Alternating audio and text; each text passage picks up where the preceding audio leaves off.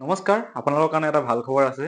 সকলোৱে যিহেতু আসাম পুলিচৰ ৰিটেন এক্সামৰ কাৰণে অপেক্ষা কৰি আছে, কেতিয়া হ'ব ভাবি আছে, কোনো নটিচ পোৱা নাই।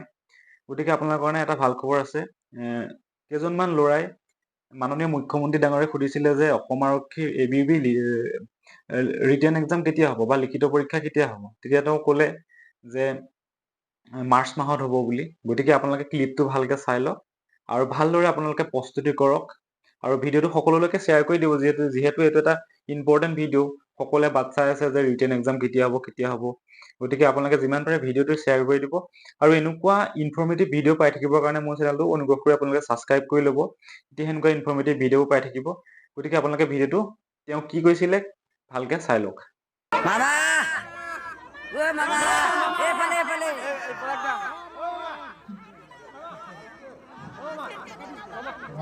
মামা পুলিচৰ ৰিটেন কেতিয়া পাতিব?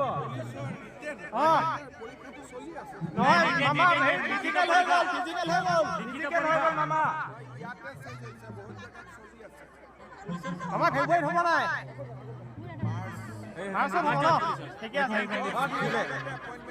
ঠিক আছে।